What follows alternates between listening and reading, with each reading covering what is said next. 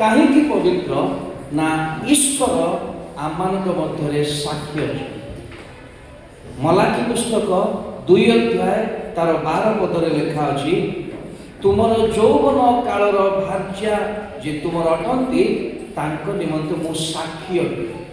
ଯେକୌଣସି ଖ୍ରୀଷ୍ଟୀୟ ବିବାହ ତାହା ଈଶ୍ୱରଙ୍କର ଉପସ୍ଥିତିରେ ହୁଏ, ଈଶ୍ୱରଙ୍କର ଯୋଜନାରେ ହୁଏ ଏବଂ ଈଶ୍ୱରଙ୍କର ପ୍ରେରଣାରେ ହୁଏ।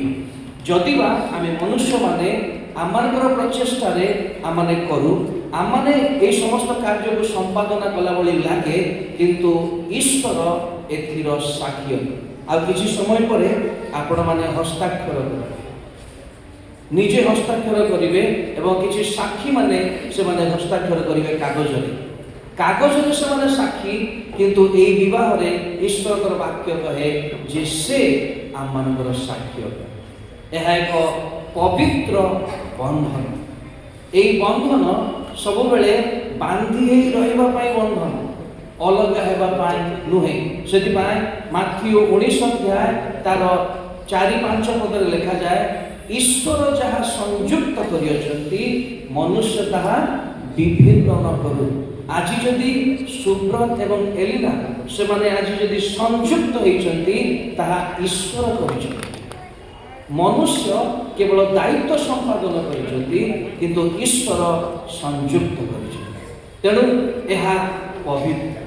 ଏହି ବିବାହ ବନ୍ଧନରେ କେବଳ ଆମେ ଅଛୁ ତାହା ନୁହେଁ, ଅଦୃଶ୍ୟ ଭାବରେ ଈଶ୍ୱର ଅଛନ୍ତି ଏବଂ ସେ ସଦା ସର୍ବଦା ବୈବାହିକ ଜୀବନର ପ୍ରତ୍ୟେକଟି ବୈବାହିକ ଜୀବନରେ ସେ ରହିବା ପାଇଁ ଚାହାନ୍ତି। ଏବଂ ଆଜି ବିଶେଷ କରି ସୁବ୍ରତ ଏବଂ ଏଲିନାଙ୍କର ଜୀବନରେ ସଦା ସର୍ବଦା ମଧ୍ୟବର୍ତ୍ତୀ ପରମେଶ୍ୱର ରହିବା ପାଇଁ ସେ ଚାହାନ୍ତି। ତୃତୀୟ ବିଷୟ, ଏହା ଏକ ଗାମ୍ଭୀର୍ଯ୍ୟ ବିଷୟ। Marriage is a serious matter. ଏହା ଆଜି ଯଦିବା ଆନନ୍ଦ ଅଛି, ଆଜି ଯଦିବା ପବିତ୍ର ଅଛି, ଆଜି ଏକ ନୂତନ ଦାୟିତ୍ୱରେ ସୁବ୍ରତ ଏବଂ ଏଲିନା ସେମାନେ ପାଦ ଦେଇଛନ୍ତି। ଆଜି ପର୍ଯ୍ୟନ୍ତ ବା କିଛି ସମୟ ପୂର୍ବରୁ ସେମାନଙ୍କୁ ବ୍ୟାଚୁଲର ବୋଲି କୁହାଯାଉଥିଲା, ଅବିବାହିତ ବୋଲି କୁହାଯାଉଥିଲା। କିନ୍ତୁ ଆଜିଠାରୁ ସେମାନେ ଏକ ବିଶେଷ ଦାୟିତ୍ୱ ନେଇ ସେମାନେ ଯାଉଛନ୍ତି ଏବଂ ସେହି ଦାୟିତ୍ୱ ଭିତରେ ପରସ୍ପର ପ୍ରତି ଯେଉଁ କର୍ତ୍ତବ୍ୟ ସେମାନେ ସମ୍ପାଦନ କରିବେ ତାହା ସେମାନେ ଶିଖୁଥିବେ। ଆଜି ହିଁ ଶିକ୍ଷା ପାଇଯିବେ ତାହା ନୁହେଁ, କିନ୍ତୁ ପ୍ରତ୍ୟେକ ଦିନ ସେମାନେ ଶିଖୁଥିବେ। ଆମେ ଭିନ୍ନ ଭିନ୍ନ ପରିବାରରୁ ଆସୁ, ଭିନ୍ନ ଭିନ୍ନ ସମାଜରୁ ଆସୁ। ସୁବ୍ରତଙ୍କର ଅଭ୍ୟାସ ଭିନ୍ନ, ଏଲିନାଙ୍କର ଅଭ୍ୟାସ ଭିନ୍ନ, ସୁବ୍ରତଙ୍କର ଭାବିବା ବିଷୟ ଭିନ୍ନ, ଏଲିନାଙ୍କର ଭାବିବା ବିଷୟ ଭିନ୍ନ।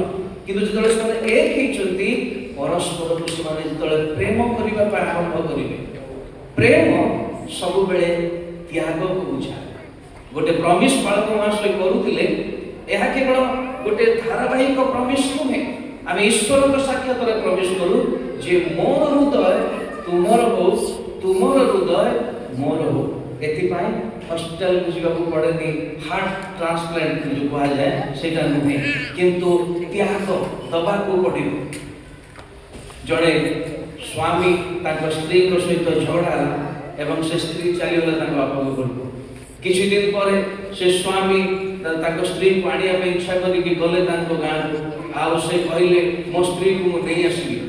ତାଙ୍କ ବାପା ମା କହିଲେ, ଝିଅର ବାପା ମା, ନା ନା ତୁମେ ବହୁତ ଆମ ଝିଅକୁ ବଡ଼ାବଡ଼ି କରୁଛ, ଆଉ ତୁମେ ଚାଲିଯାଅ। ସେ କହିଲେ ନା ନା ମୁଁ ଯିବି, ମୁଁ ନେଇକି ଯିବି। ସେ କହିଲେ ନା ହେଇପାରିବନି, ତୁମେ ଚାଲିଯାଅ। ସେ କହିଲେ ମୋର ଗୋଟେ ଜିନିଷ ତାଙ୍କ ପାଖରେ ରହିଯାଇଛି, ଆଉ ସେଟା ମୋତେ ଫେରେଇ ଦିଅନ୍ତୁ, ମୁଁ ଚାଲିଯିବି। ସେ କହିଲେ ତୁମର ତ କିଛି ଜିନିଷ ନେଇକି ଆସିନି, ସେ ତୁମର ଜିନିଷ ସବୁ ତୁମ ଘରେ ଅଛି, ସେ ଖାଲି ହାତରେ ଆସିଥିଲା। ତାପରେ ସେ ଲୋକମାନଙ୍କୁ ବସେଇଲେ, କ'ଣ ଜିନିଷ ଆଣିଛି, ଗାଁରେ ଗୋଟେ ସଭା ହେଲା। ତାପରେ ସେ କହିଲେ ଆମେ ବାହା ହେଲା ବେଳେ ବାଳକ ମହାଶୟ ହୃଦୟଟା ଏପଟ ସେପଟ କରିଦେଇଛନ୍ତି, ମୋ ହୃଦୟ ତାଙ୍କ ପାଖରେ ରହିଯାଇଛି, ଆଉ ତାକୁ ଦିଅନ୍ତୁ, ମୁଁ ଚାଲିଯିବି। এই কথাରେ ଯେତିକି ଜୋକ୍ ଅଛି ସେତିକି ସିରିୟସ୍ ଅଛି। ଏକ୍ସାକ୍ଟଲି ଏହା ହେବା ଦରକାର ଯେ ଆମର ହୃଦୟ ତାଙ୍କର ହେବା ଦରକାର ଏବଂ ତାଙ୍କର ହୃଦୟ ଆମର ହେବା ଦରକାର।